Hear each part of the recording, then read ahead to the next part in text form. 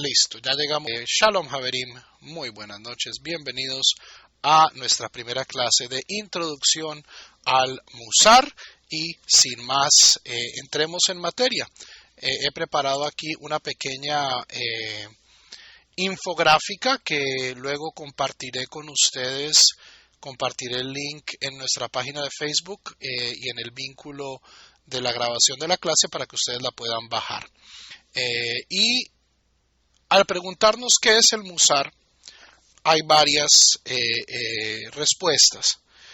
El Musar es una disciplina.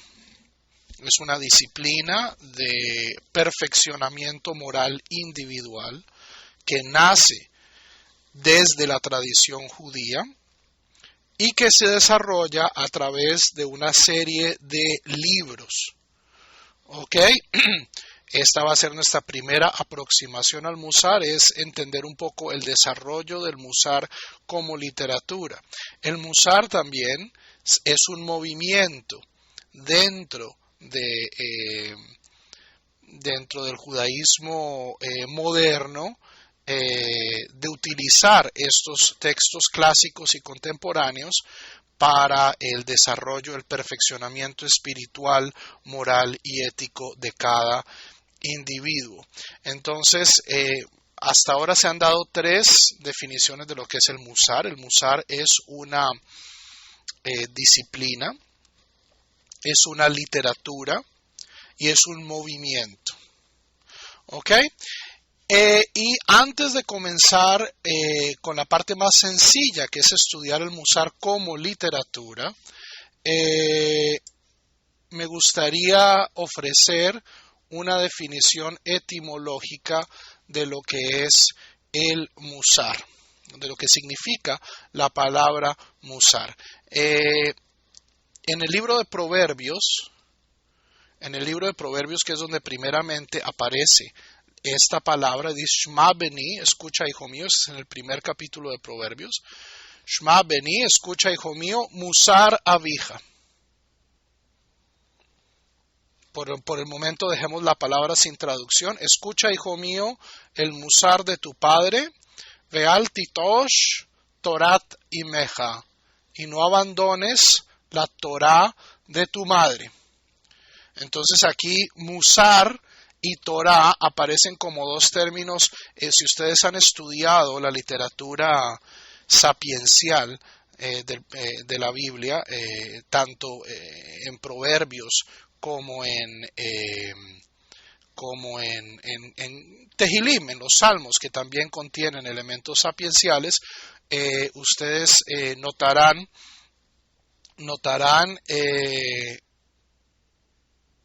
que siempre hay un paralelismo. La literatura sapiencial literariamente está construida por paralelismos. Entonces aquí Musar y Torah aparecen como términos paralelos y a la vez distintos. Dejemos esto en el aire porque es importante. Hacia el final volveremos a analizar cuál es la diferencia o la similitud, cuáles son las intersecciones y las disyunciones entre Torah y Musar. Entonces, por un momento les prometí una etimología y aquí está. La palabra Musar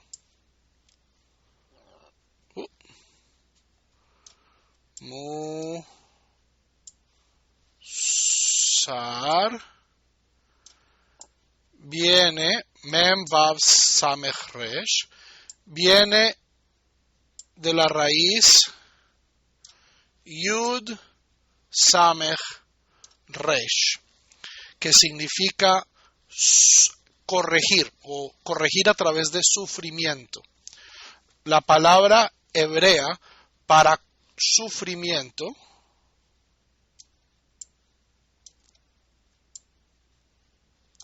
es Isurim con Yud. Isurim con Aleph es prohibiciones. Yisurim con Yod es sufrimientos, correcciones. Para los Haverim que estudiaron la clase del Talmud, una de las primeras sugiot que estudiamos, si mal no estoy, en Berajot 5a. Recuerdan la historia de Rabbi Yohanan, donde se le pregunta varias veces a Rabbi Yohanan le pregunta varias veces a personas que están sufriendo mucho, que están bajo enfermedades, le pregunta: Javivim aleja y surin, ¿son gratos a ti tus sufrimientos? Y la respuesta es: Lohem velos haran, no ellos y no su recompensa. Entonces, una pequeña alusión a aquellas personas que no estuvieron en la clase de Talmud. Todas ellas están en nuestro archivo en www.koltufsefarad.com. Presionen ahí clase de Mishnah y está todo el archivo de las clases de Talmud. Entonces, musar, la palabra musar viene del verbo leyaser, que significa corregir. En buen colombiano, dar rejo, dar correa, dar palo, de donde viene isurín, que es sufrimiento. Ahora, la palabra musar se ha extendido más allá de esta connotación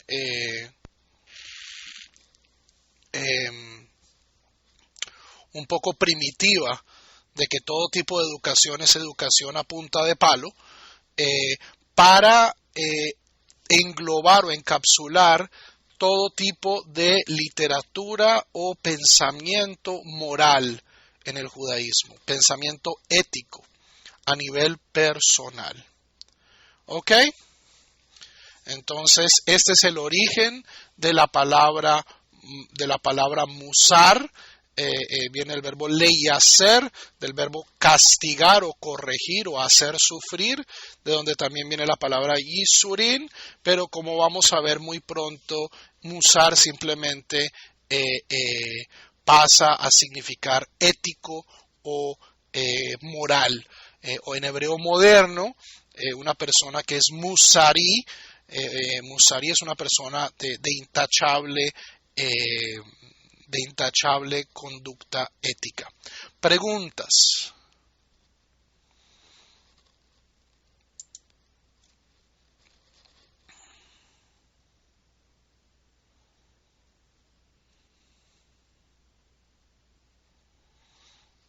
Ok, mientras van saliendo las preguntas, entonces comencemos nuestro pequeño paseo a través de la historia de la literatura del musar en el judaísmo. Por supuesto, la fuente de toda ética, o el primer texto ético que hay en el judaísmo, es la Torá misma. La Torá está llena de mitzvot que ejemplifican comportamiento moral. ¿Cierto? Por ejemplo, en la parashá que acabamos de leer este Shabbat que pasó, Parashat Mishpatim, tenemos principios éticos importantísimos. ¿Ok?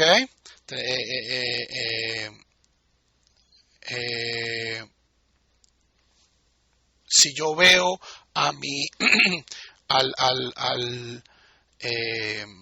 asno de mi enemigo sufriendo, debo ayudarlo. Eso es un principio ético, moral, claramente expresado por la Torá. Tenemos ejemplos de comportamiento ético. Mi capítulo favorito del libro del Génesis, que es Génesis 17, donde Abraham debate con Dios por el destino de los habitantes de Sodoma y Gomorra. Ahí Abraham está mostrando su grandeza ética, preocupándose porque todo se haga justamente. También tenemos contraejemplos éticos dentro incluso de la misma narrativa de los avot, de los patriarcas de nuestro pueblo. Y en general el primer texto judío que tiene que ver con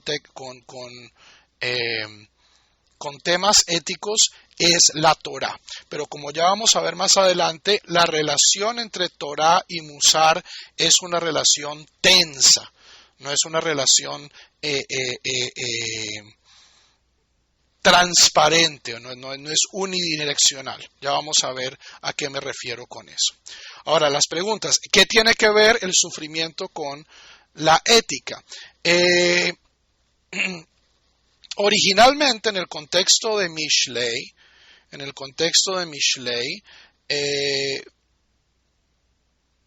Musar aquí significa más bien educación. Volvamos al pasuk de Mishlei. Shma beni, escucha hijo, musar avija, la corrección de tu padre. Estamos hablando de Mishnei, estamos hablando de los proverbios. En el mundo antiguo a los niños se les daba rejo. O sea, hasta hoy a mí me dieron rejo. No sé si a ustedes. Parte de la educación familiar se hacía con castigo físico.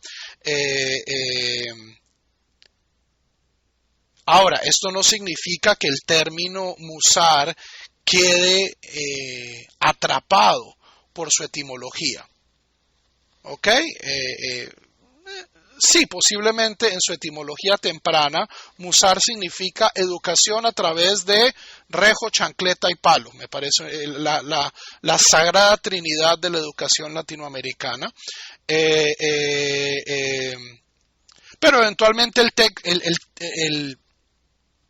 el término abarca comportamiento ético. ¿Ok? Ahora, ¿qué tiene que ver la ética con el sufrimiento? Muchas de las decisiones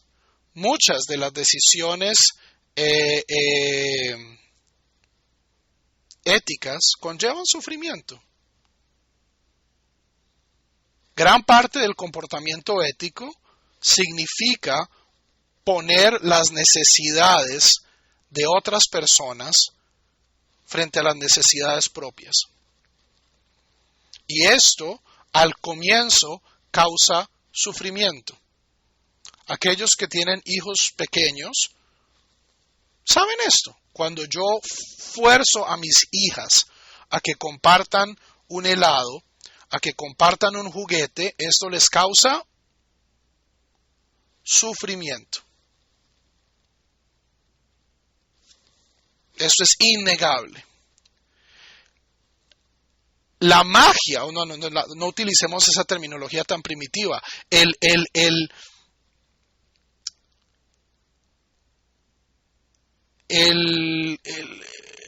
Lo genial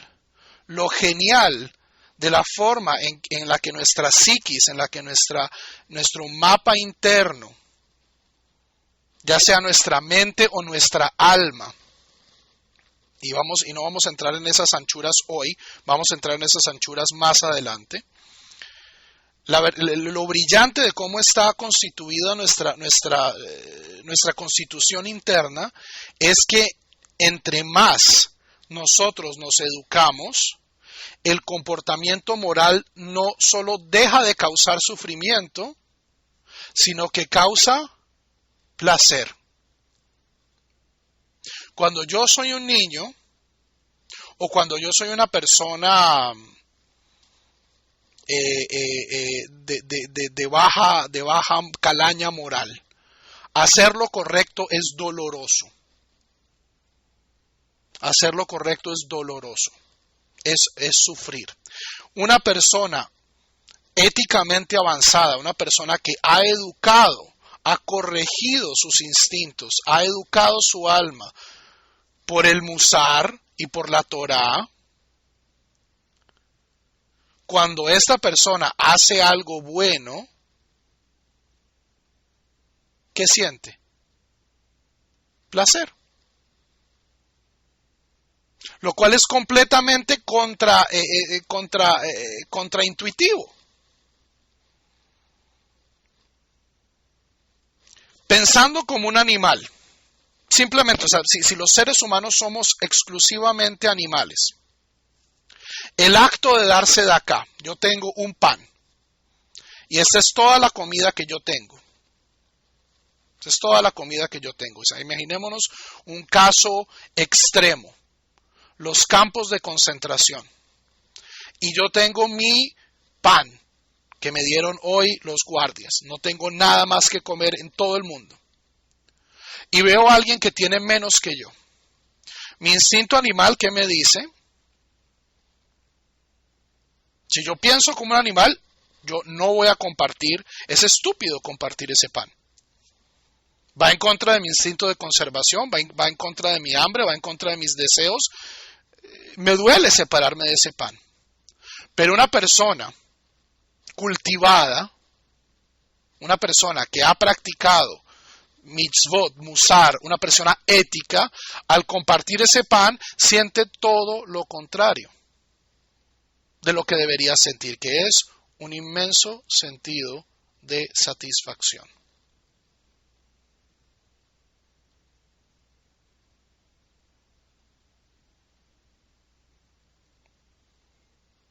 Pero para llegar a ese nivel, y ese es el nivel al que el musar quiere desarrollar a todo individuo, hay que pasar por una reeducación. ¿Ok? Entonces es suficiente con la terminología porque si no, no vamos a acabar. Entonces la Torá contiene elementos éticos, también contiene elementos no éticos. O sea, uno no va a decir que la Torá es un texto solo de ética. La Torá contiene cosmología, contiene política, contiene narrativas, contiene de todo. Ahora, si ignoramos que en los libros históricos de la Torá, como Reyes, Samuel, hay ejemplos de comportamiento ético o no ético, bueno, sí es cierto, pero ciertamente no hay otro texto en el Tanaj que exprese ideas morales, ideas éticas como Mishlei, Proverbios. Ok, Proverbios es una serie de, como decía el Chapulín Colorado, viejos y conocidos refranes. ¿Qué es un refrán? ¿Qué es un refrán? Un refrán es sabiduría popular. ¿Ok? Y eso es lo que es Mishlei. Es escrito desde la perspectiva del rey Salomón, que es el más sabio de los hombres. Estas son las perlas éticas para triunfar en la vida. Haz mucho y di poco. Cosas de ese estilo. ¿Cierto? Lineamientos éticos. Esto es Mishlei. Si ustedes ven mi gráfica no tiene líneas, porque no quiero insistir en que un texto inmediatamente está influenciando al otro. Ciertamente los textos se influencian, pero cada uno de estos peldaños en la construcción de la literatura del Musar tiene su independencia. ¿Ok?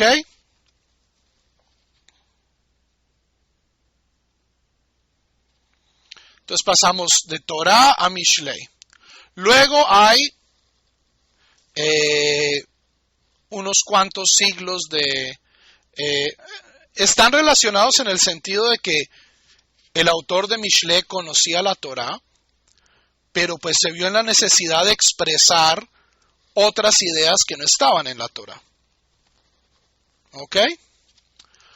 Hacia el siglo segundo, entre siglo primero y siglo segundo de nuestra era, los rabinos condensan su tratado de ética, que es el Pirkei Avot. Es una Mishnah que aparece en el Seder Nesikin, en el Seder de Derecho Comercial Civil, y son una serie de aforismos morales, no solo morales, pero principalmente aforismos éticos de los rabinos de la Mishnah. Y aquí ya estamos entrando al periodo post-bíblico. Y en el Talmud, como en los diferentes Midrashim, los rabinos también encapsularon importantes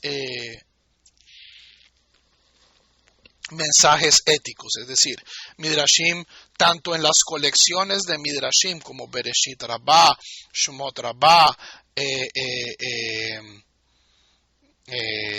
los Tanjuma, también Midrashim dentro del Talmud. Y esto puede ser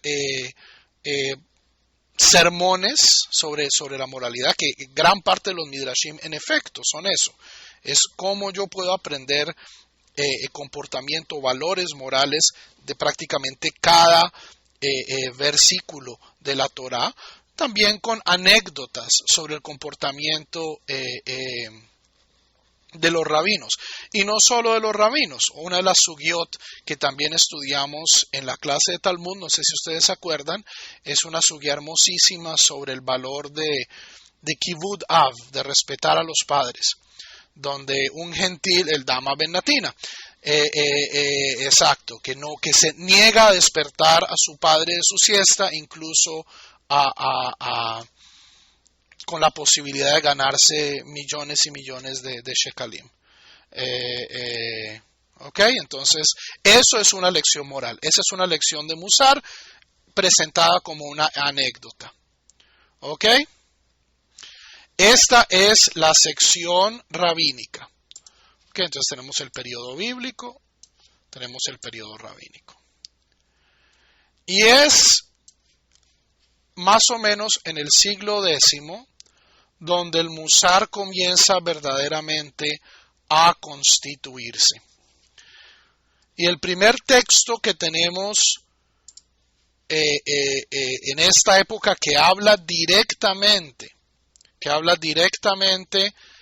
de temas del Musar es el 10º capítulo de Emunot Vedeot. Emunot Vedeot fue escrito por Rav Sadia Gaon de Pumbedita,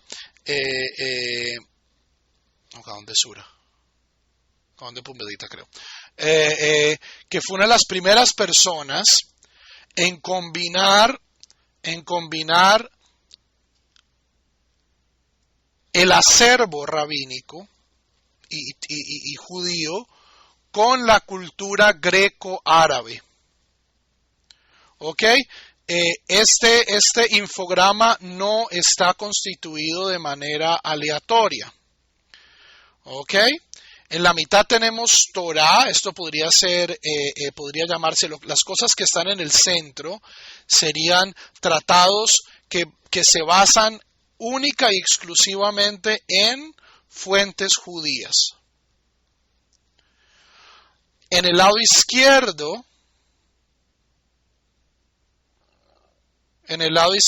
tenemos textos de Musar que reciben influencia filosófica, es decir, textos de Musar que vienen desde la tradición racionalista, mientras que en el lado derecho vamos a encontrar textos de Musar influenciados por la tradición cabalista. Y esa es una de las cosas hermosísimas de la literatura del Musar, y es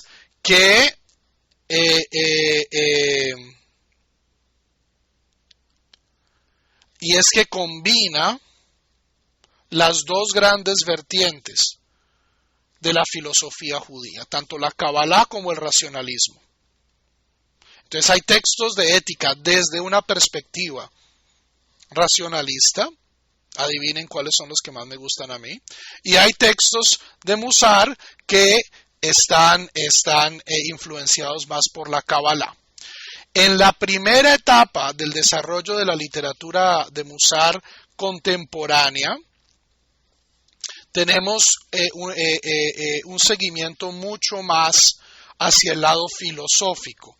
No en vano, todos estos jajamim que vamos a mencionar en el lado izquierdo de la página son de Al-Ándalus, pertenecen a la cultura, a la mixtura cultural greco-árabe judía que se establece en el mundo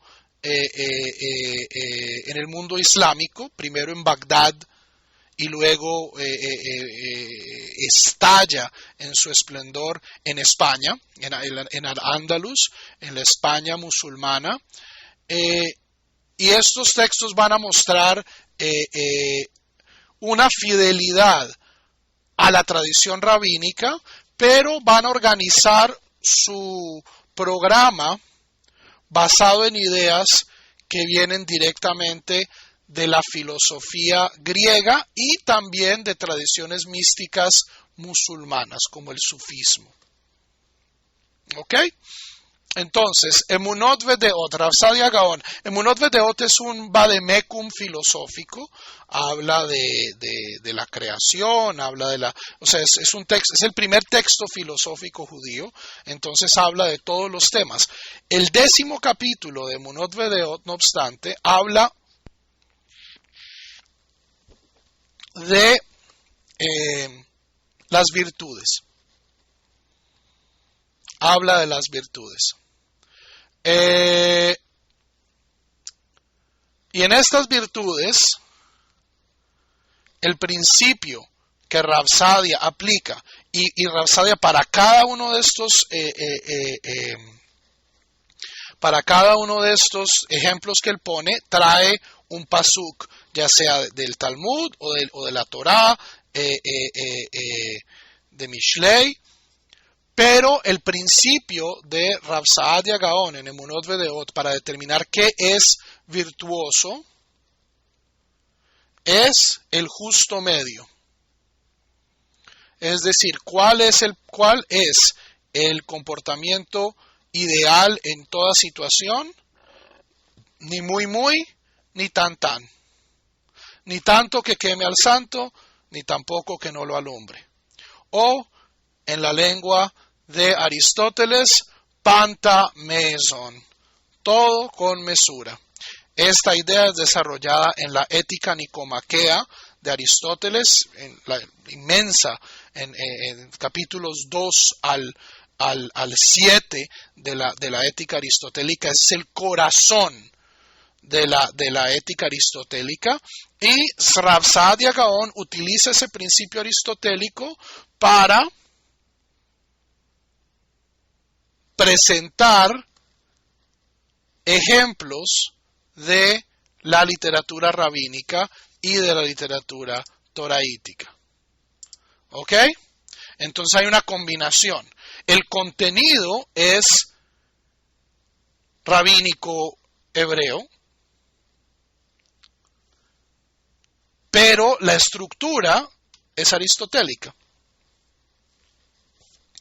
El primer libro dedicado exclusivamente al tema del Musar es escrito en Zaragoza por Rav Bahia ben Yosef ibn Pakuda en el siglo XI. El texto en árabe se llama, lo tengo aquí,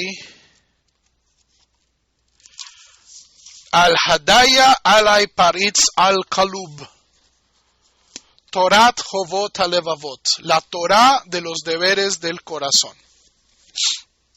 Y es un texto donde Bahia adelanta unas tesis increíbles. Y dice, lo más importante de la Torá es el desarrollo individual. Ahora, esta es una idea revolucionaria. ¿Por qué? Porque la Torá hasta este momento se había visto como un modelo de desarrollo comunitario. Ustedes me han oído decir toda la vida, ser judío, ser Robinson Crusoe no sirve. El judaísmo es vivido en comunidad, para la comunidad. La idea que Bahia desarrolla es, sí, es importante, la vida en comunidad es importante, hay que tener mitzvot que regulen la vida comunitaria, pero lo más importante es el desarrollo ético de cada individuo. Y esto sucede en lo que él llama Hovot Halevavot, los deberes del corazón, es decir, un régimen de perfeccionamiento devocional y ético, donde la persona desarrolla una serie de virtudes que lo acercan al Creador, pero lo acercan al Creador a través de la ética. Ahora, Bhagya no está tan influenciado por Aristóteles como Saadia, pero su principio es la psicología platónica. Todo el mundo, de aquí para abajo, incluida la Cábala, van a estar trabajando sobre un modelo psicológico establecido por Platón en sus diálogos Fedón, Fedro y los capítulos intermedios de la República, donde se habla de una división tripartita del alma, donde hay facultades, el alma vegetativa, el alma animal y el alma racional. Esos son los tres componentes de la psicología platónica. Aristóteles hereda esos componentes y de ahí para abajo todo el mundo todo el mundo hasta Freud va a hablar en esos términos, incluyendo personas en el siglo XVIII-XIX. E incluso se podría decir que Freud y mucha de la teoría psicológica y psicoanalítica contemporánea es simplemente un rebautizo de estos principios. Entonces ya no se les llama alma vegetal, alma animal, sino principio erótico, principio tanático, el yo, el ello, el superello. Pero esta división tripartita del alma de Platón es muy importante para Bhagya, es muy importante para todo el mundo, incluso para los cabalistas. Y todo el mundo la utiliza. Esta división, esta psicología no es originalmente hebrea. Es más, la diferencia cuerpo y alma no es originalmente, no aparece en la Torá, no aparece en el Talmud, no aparece en las fuentes rabínicas, y es en la Edad Media se vuelve un hecho, o sea, todo el mundo lo asume porque todo el mundo está bebiendo de las aguas de Platón. Ahora, eso no es ni bueno ni malo, es inevitable. Es inevitable. Una de las fuentes de Jobot HaLevavot, Jobot HaLevavot es un texto, es uno de los textos más importantes del Musar. Por un rato consideré que ese sería el texto que vamos a estudiar en esta clase. Decidí no hacerlo porque los primeros 3 capítulos de Jobot HaLevavot son tremendamente densos. Es filosofía medieval de la Harta. Y quería un texto un poquito más aproximable, mucho más cercano. Pero Jobot HaLevavot hoy es estudiado en el mundo tradicional, y una de las cosas que no es expresado mucho en esta aproximación tradicional a Jobot HaLevavot es la gran influencia del sufismo. El sufismo es una escuela mística dentro del Islam, comparable con los padres anacoretas del desierto. Estas eran personas de corte más bien ascético, es decir, personas que se retiraban del mundo, que trataban de vivir separados de la sociedad, desarrollando su interioridad. Al-Batín, lo interior. Y Bhagya Ibn Pakuda recibe muchas de sus ideas sobre este desarrollo interior del sufí, y lo cita sin pena, y en la introducción dice, y en este texto voy a citar a los sabios de las naciones, a los sabios y a los piadosos de las naciones,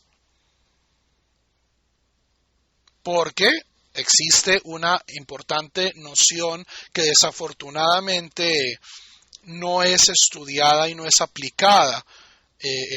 Veo una aplicación muy pobre de ello en en el judaísmo tradicional hoy en día, y es ciertamente en el judaísmo emergente latinoamericano, de que toda idea que venga de afuera es taref. Las únicas ideas que nos gustan son las que son originalmente hebreas. Lo chistoso es que todas estas discusiones están sucediendo en español, donde nuestro mismo campo semántico tiene influencias católicas, o sea, el que habla en español está utilizando un imaginario católico.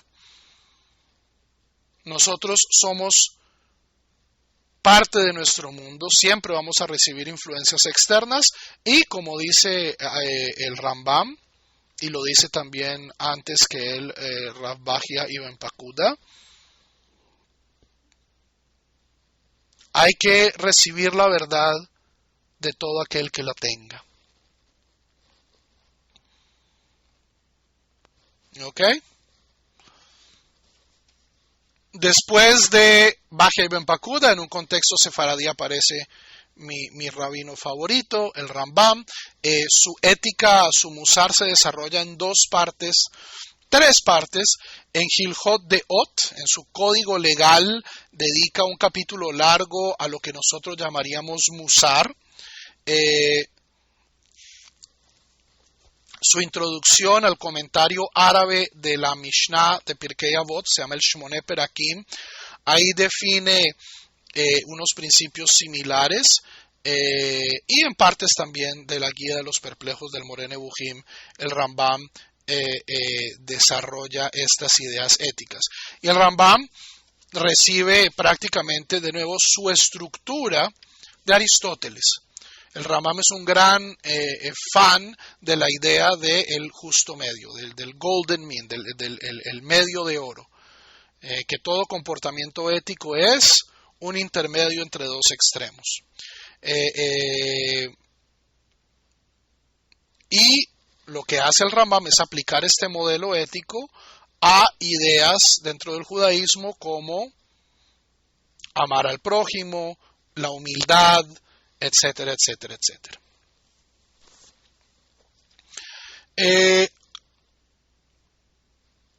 Una coda muy interesante a esta hermosa e ininterrumpida tradición racionalista de Sefarad es el libro Hamaspik Leovedei Hashem, como el Vademecum suficiente de los siervos de Dios, escrito por el hijo del Rambam, que combina parte de la Torá de su padre con ideas abiertamente sufís.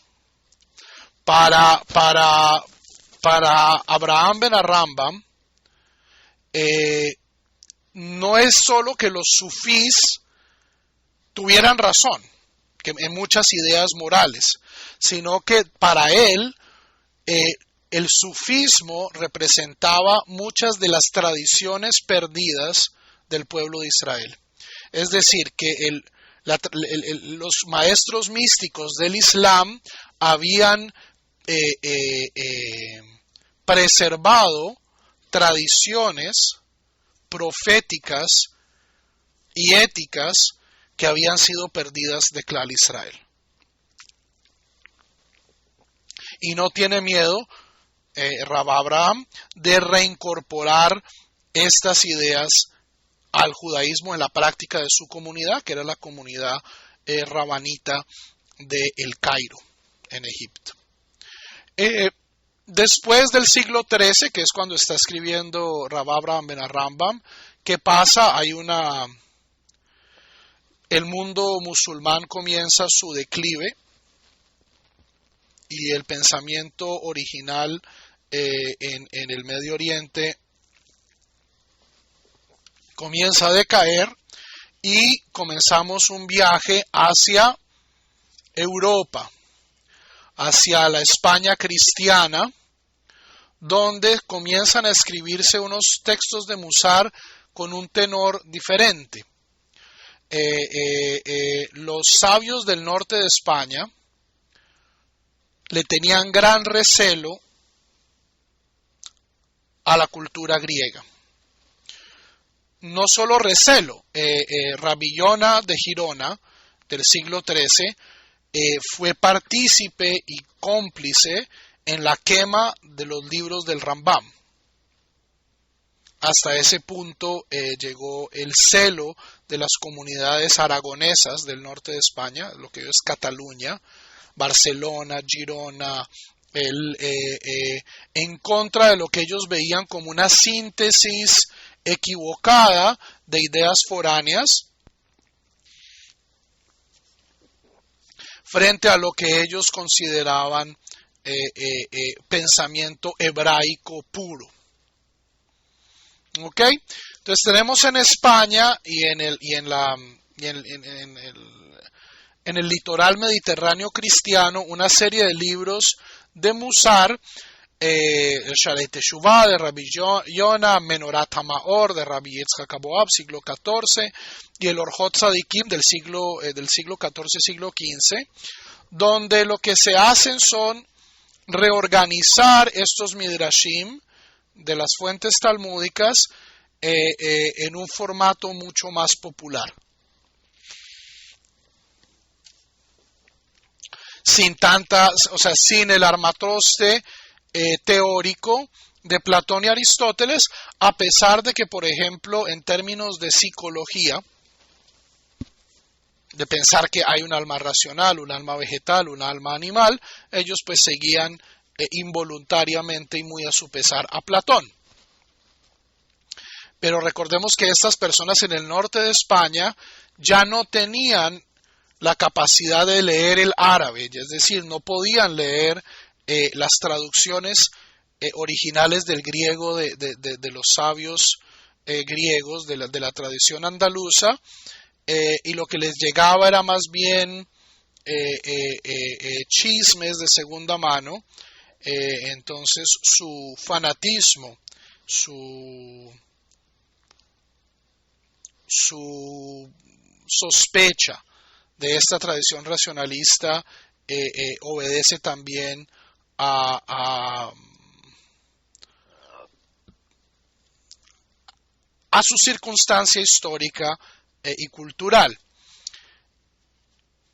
En el año 1280 es un año muy importante, es cuando se publica el Zohar, escrito por Moisés de León en el siglo XIII, en el norte de España, como reacción a toda esta tradición filosófica andaluza, y desde entonces la Kabbalah va a reemplazar al racionalismo. O sea, el corte es prácticamente, miren ustedes la progresión histórica, se pasa de una tradición prácticamente exclusivamente racionalista por un puente de literalismo rabínico a textos de Musar basados prácticamente y exclusivamente en la Kabbalah, que van a ser escritos en la diáspora sefaradí, la tierra de Israel, la ciudad de Tzfat, Estambul, Grecia. Esto es donde la Kabbalah domina y donde se van a escribir obras éticas desde una perspectiva cabalística. La más temprana es Tomer de Borá, de Rabbi Moisés Cordovero, uno de los asociados más ilustres de la escuela de Tzfat, donde tomando las 10 sefirot hace un estudio de las consecuencias éticas de cada sefirá. Un texto muy popular hasta el día de hoy. Similarmente, el Reshit Jochma del rabino Eliyahu Davidas introduce el Zohar como una fuente de Musar importante,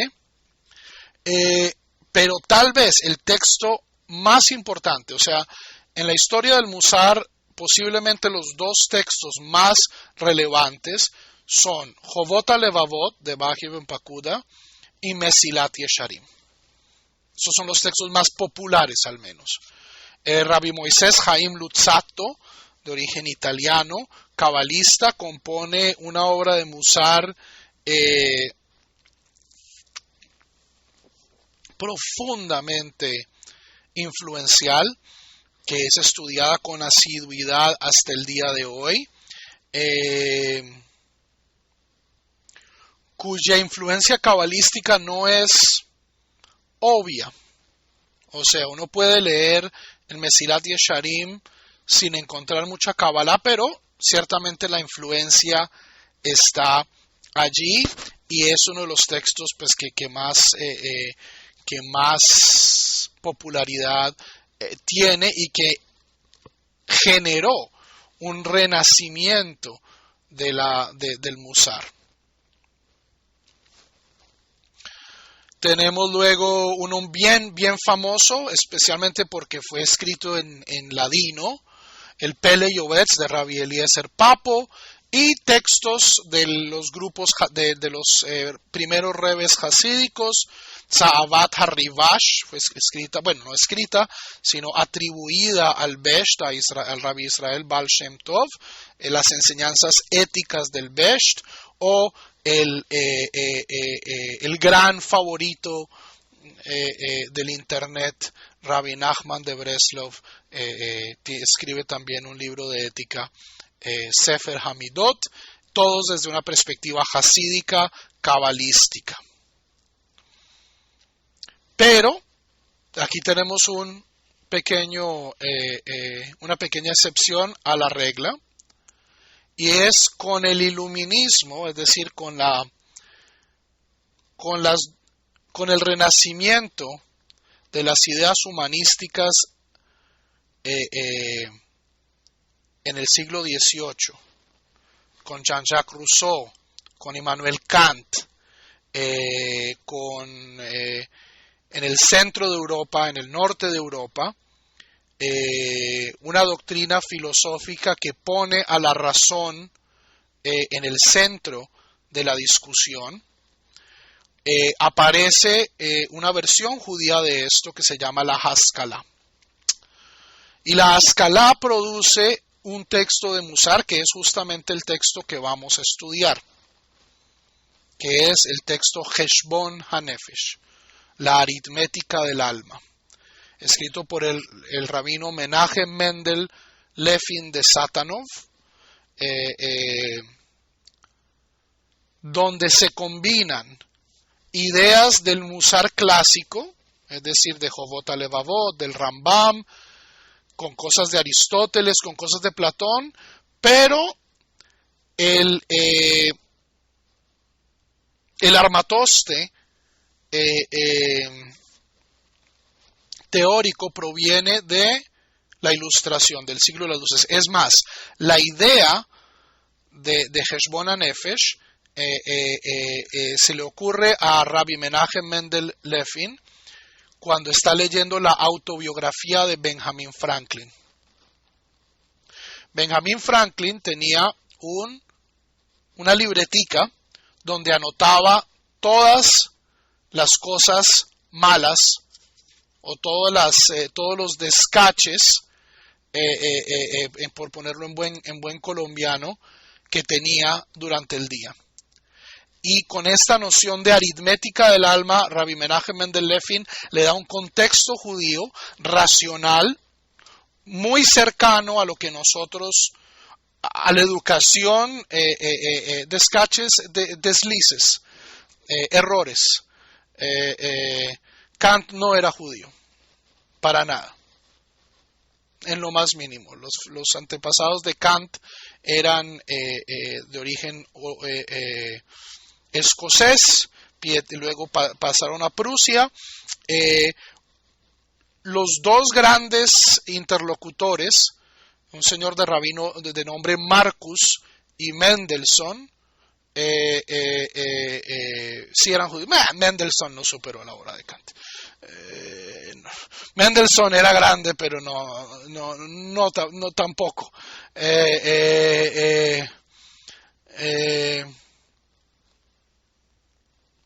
Kant era una persona tremendamente culta. Interesante. La pregunta es si Spinoza cabe o no dentro de este gráfico. Es una muy buena pregunta. La obra clave de Spinoza se llama La Ética. Ahora, si yo voy y busco esto hoy en una librería en Tel Aviv, lo voy a encontrar en traducción al hebreo, que fue hecha por los Maskilim, por los amigos de Menachem Mendel Levin, como Torat HaMusar, uno de los primeros libros traducidos al hebreo por los Maskilim. La cuestión es que La Ética de Spinoza es un libro filosófico, no es un libro judío. Y por lo tanto no es parte de la literatura del Musar. O sea, Mendelssohn también escribió un libro de ética. No lo incluyo en esto porque es un libro que trata exclusivamente con categorías y terminología occidental.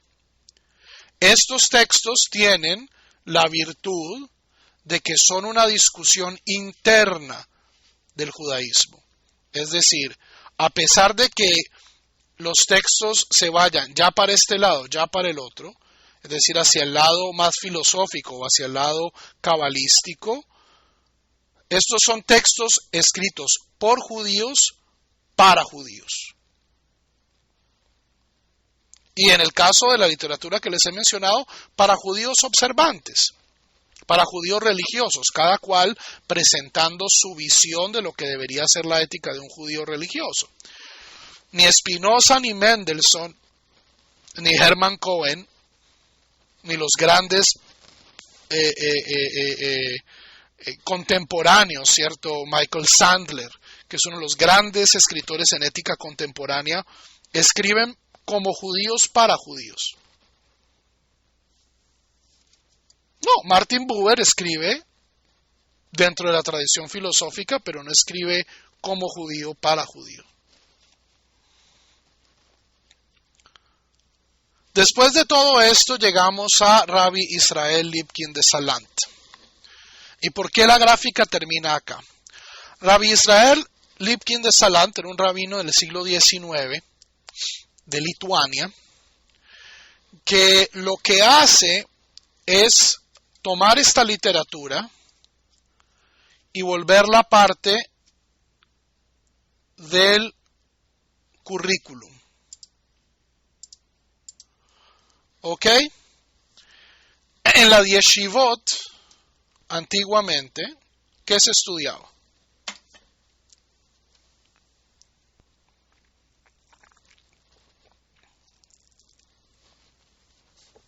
Talmud, punto. Pare de contar, no más, Talmud. Ni Biblia, ni gramática, o sea, en la yeshivot tradicionales sefaradí sí se estudiaba bíblica, se estudiaba gramática, pero en general en el siglo XIX, especialmente en el mundo ashkenazí, el Talmud era rey, reina, alfil, caballo y torre. No hay más, no hay más. Y lo que hace en las yeshivot hasídicas se estudiaba Talmud y Hasidut. Lituania fue el territorio que nunca conquistaron los hasidim. Cuando el hasidismo trata de entrar a Lituania, el rabino Eliyahu de Vilna, el Gaón de Vilna, excomulga a los hasidim. Los pone en jerem. Dice, el hasidismo es un movimiento hereje. Esto es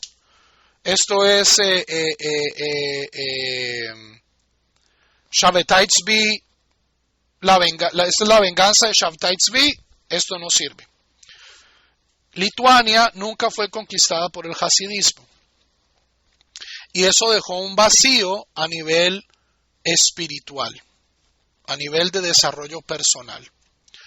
Y Rabbi Israel de Salant introduce el Musar como esta disciplina. Y en la yeshivot de Lituania, aparte del Talmud, se comienza a estudiar con seriedad estos textos. Y las personas son evaluadas no solo por su conocimiento en Talmud,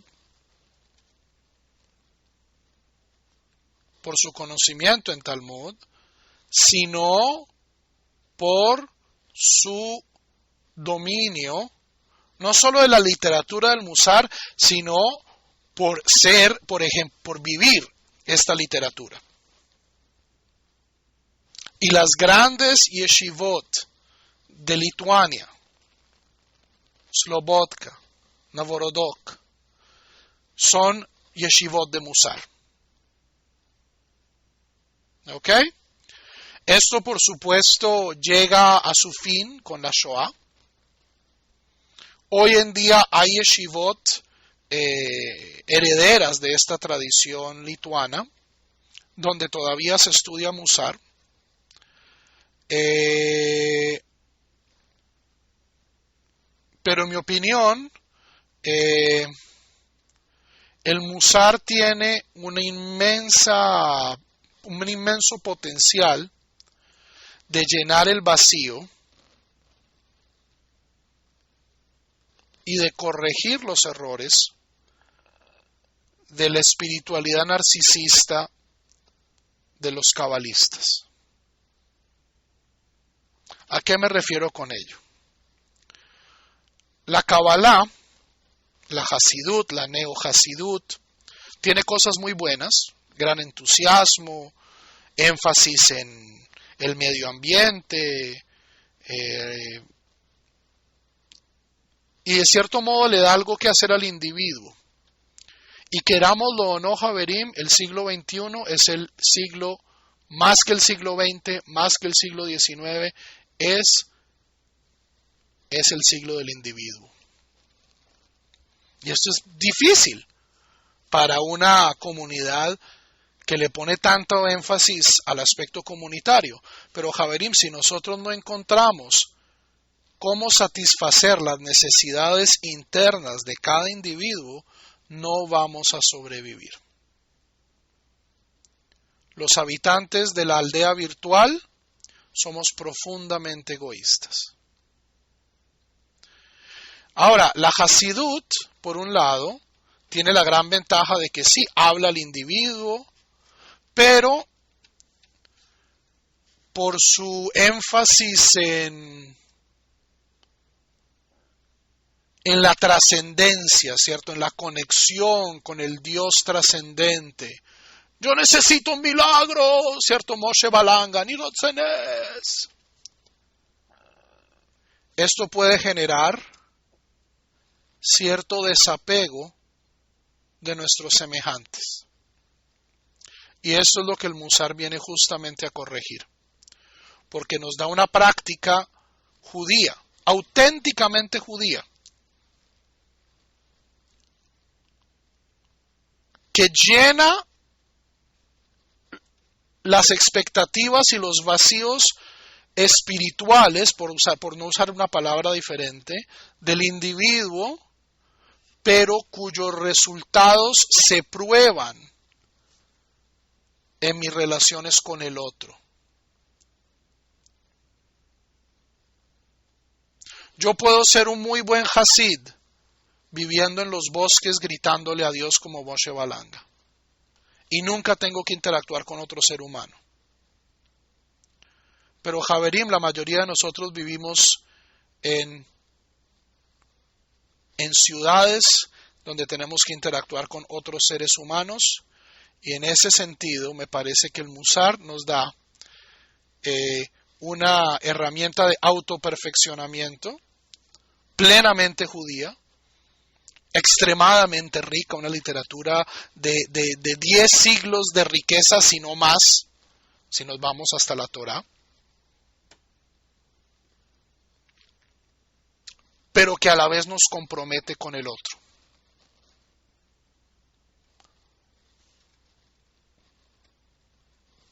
Y por eso es que yo prefiero esta tradición al hasidismo.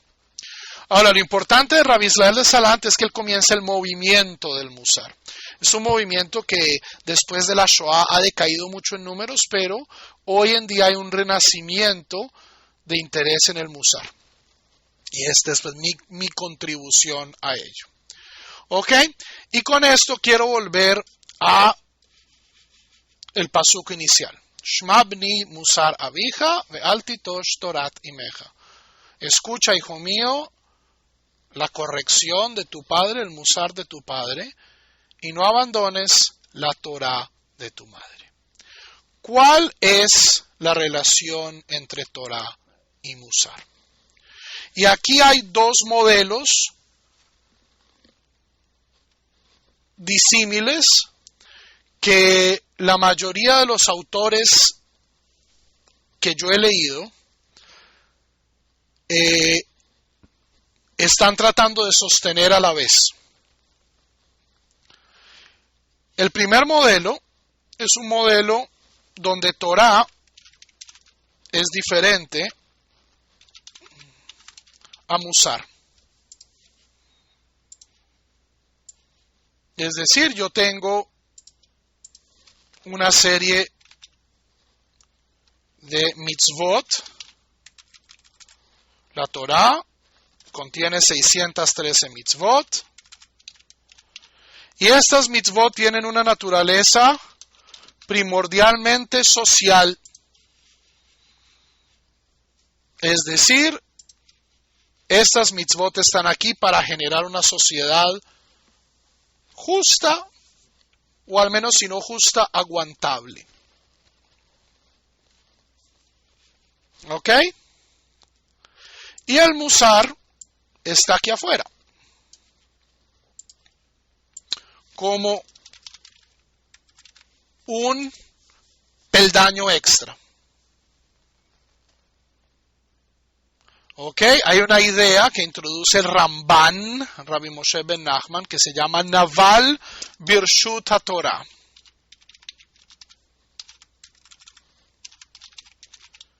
Una persona puede ser un desgraciado con el permiso de la Torah. ¿Esto qué quiere decir? Teóricamente yo puedo tener el caso de una persona que sea extremadamente devota de la Torah, que cumpla al dedillo las 613 mitzvot, lo cual, o sea, técnicamente es imposible, pero asumamos que es posible.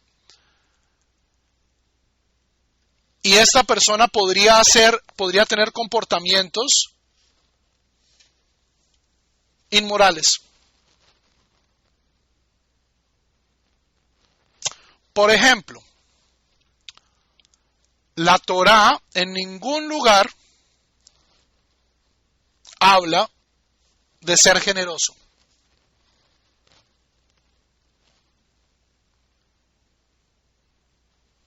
La Torah en ningún lugar habla de los beneficios de no enfurecerse. No hay una mitzvah no enfurecerse. No está dentro de las 613 mitzvot. No perder los cabales no está.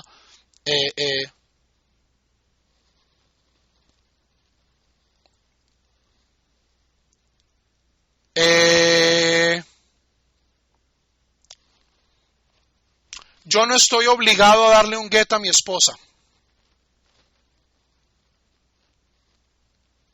Por ejemplo.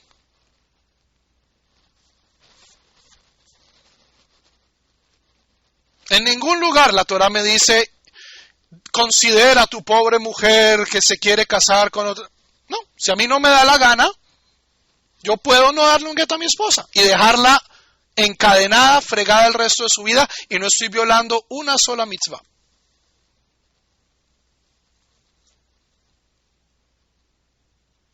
Porque no hay una mitzvah positiva de hacerme dar un get. Ahora, esto violaría lo que nosotros diríamos, ok, una persona puede cumplir la Torah, pero eso no necesariamente lo hace una persona moralmente espectacular o proba. Esta es una de las visiones. Una de las visiones. ¿Ok? Donde hay elementos donde hay elementos del Musar que nos exigen ir más allá de la Torah, de lo que nos pide la Torah.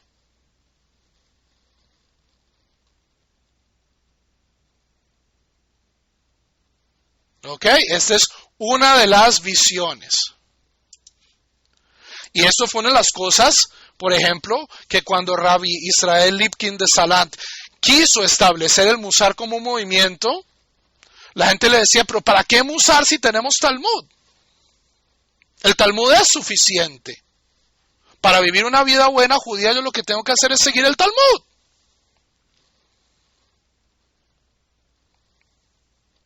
Y el ímpetus de Rabbi Israel de Salant es, mire, pero no, hay que desarrollar otras cosas que no están contempladas directamente en la Torah. Y aquí está, ese directamente es donde aparece la otra visión, que es que el Musar es parte de la Torah. Entonces tenemos la Torah.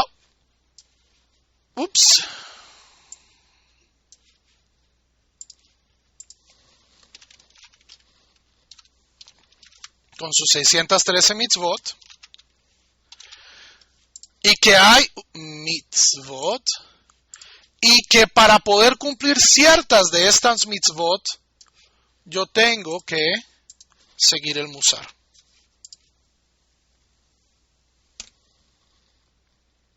Por ejemplo, la mitzvah de no odiar en tu corazón a tu hermano. Parashat Kedoshim. ¿Eso cómo se hace? Yo cómo llego a un nivel espiritual de no odiar, o sea, la Torah puede decirlo muy fácil, Lo tisna avija bilvaveja, no odiarás a tu hermano en tu corazón. Ve'ahavta lereja kamoja, ¿cierto? El refrito más refrito de la Torah, amarás al prójimo como a ti mismo. El eslogan de Rabbi Akiva, el eslogan de Jesús de Nazaret, ¡ay, todo el mundo se ama! El eslogan de Hillel. ¿Eso cómo se hace? Prácticamente, tajles, ¿cómo se hace? Tajles.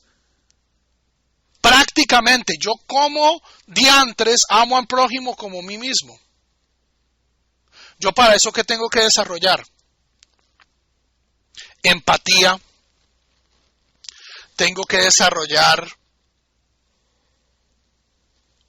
psicología y tengo que educarme. Y tengo que educar mi alma para aprender a empatizar. Entonces, estas son dos visiones del Musar que prácticamente conviven en todo texto de Musar. No es ni lo uno ni lo otro. Por supuesto, la del lado derecho es mucho más kasher. La del lado derecho es mucho más kasher. Si lo que queremos es crear una propaganda para kasherizar el Musar, pues esta es concentrémonos en la visión del lado derecho. No, el Musar simplemente es una visión intensiva de las mitzvot, pero todo el Musar ya está contenido en la Torah. Ok. Excepto que hay textos de Musar, prácticamente todos ellos, que ponen como valores, a veces valores que no aparecen en la Torah. Por ejemplo, el primer valor, que es el valor más importante para Rabbi Menachem Mendel Levin, es lo que él llama Menuhat HaNefesh, ecuanimidad. Ecuanimidad. Y es que las cosas no lo afecten. Es algo, o sea, que ni lo bueno ni lo malo me afecte demasiado. Es prácticamente una posición zen, budista. Díganme ustedes dónde aparece eso en la Torah.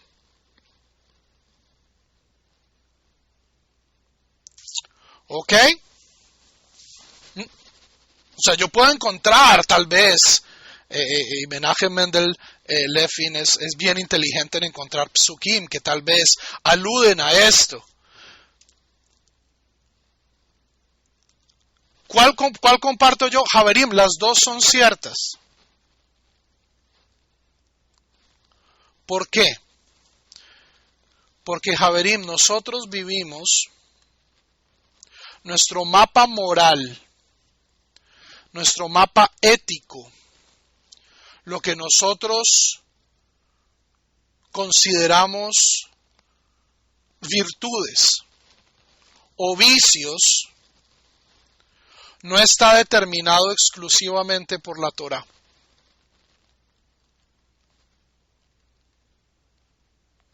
Nadie hoy en día tiene una axiología 100% judía. Nadie. Váyanse ustedes al barrio más ultra recontraortodoxo de Brooklyn. Esa gente en Brooklyn está siendo afectada un poco por los valores norteamericanos.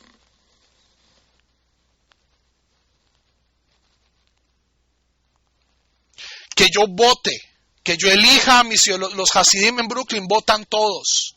Votan todos.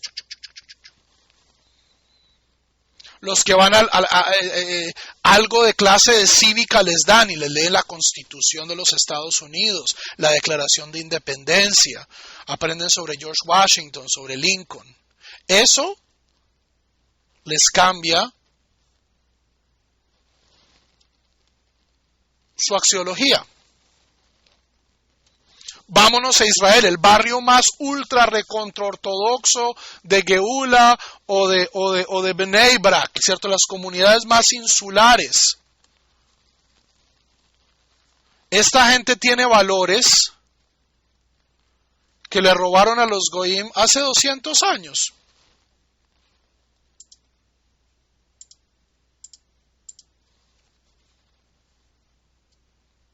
Esta idea de la defensividad ante la modernidad, eso no es intrínseco a la Torá. Toda comunidad judía, todo judío, todo individuo judío, hoy en día está expuesto a ideas morales que no necesariamente tienen origen en la tradición judía. Y cuando nosotros estamos tratando de vivir esas virtudes, entonces operamos en este lado de la página. Ahora, no estoy diciendo que el Musar sea más o menos que la Torá. Aquí no estamos hablando de una jerarquía. Sino, hay cosas que yo debo cultivar que tal vez no las cultivo porque yo sea judío, sino porque soy una persona moderna, o soy colombiano, o soy una persona... Y hay partes del Musar que claramente nos van a ayudar a observar mejor la Torá. Es decir, ninguno de estos dos modelos es auténtico, y ninguno de estos dos modelos describe lo que sucede en el proceso de evolución de Musar. Yo estoy mejorando como individuo. Ya sea que estoy mejorando en virtudes que tal vez no necesariamente están conectadas con la Torá, pero ciertamente el Musar me ayuda a cumplir mitzvot de la Torá. No es una dicotomía. Yo puedo sostener ambos modelos, y esto es lo que hacen todos los textos de Musar. Al introducir virtudes que ellos consideran relevantes por su contexto histórico, pero que no son centrales desde una perspectiva toraítica.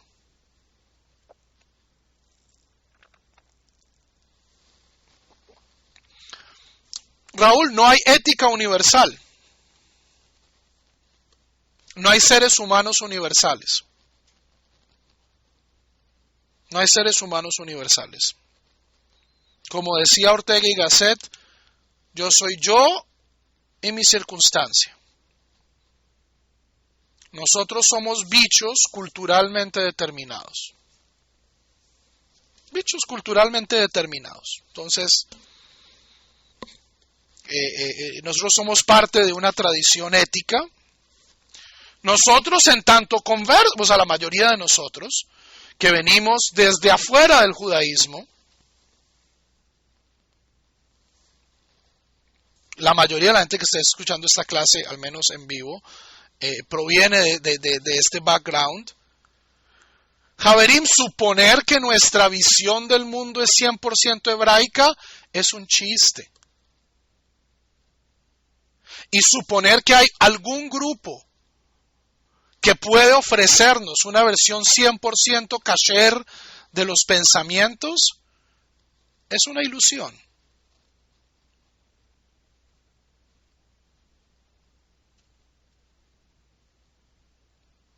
Cada comunidad tiene sus virtudes y sus vicios. Para una persona que creció en una democracia participativa, la tolerancia, el respeto, es un valor más importante que para una persona que creció en una comunidad insular.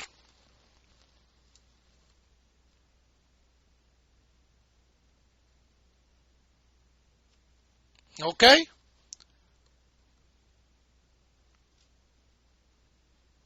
Hay valores que para nosotros son importantes, que para otras comunidades no son importantes. La imagen de quién es una persona moralmente perfecta es diferente.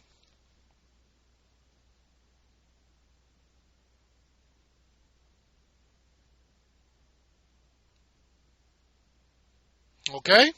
Nuestros modelos de virtud son diferentes.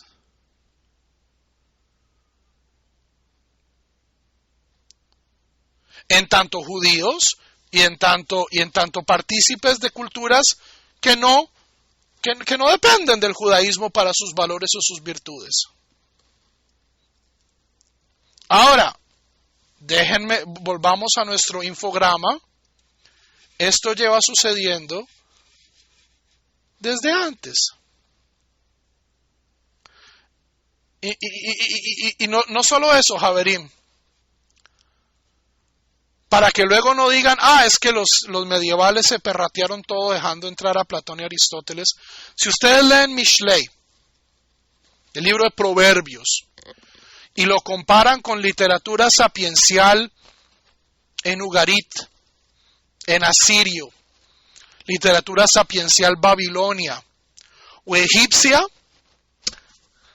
adivinen qué van a encontrar.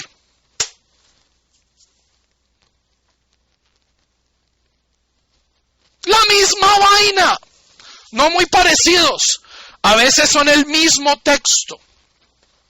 Ahora, si uno es un narciso, va a decir todo el mundo está copiando al rey Salomón, pero estos textos son miles de años antes del rey Salomón. O al menos 500, 600 años de la fecha límite del rey Salomón. Papiros egipcios que dicen exactamente lo mismo. Si tú quieres triunfar y ser bien recibido en los ojos del faraón y en los ojos de la corte, hijo mío, haz esto y esto y esto y esto.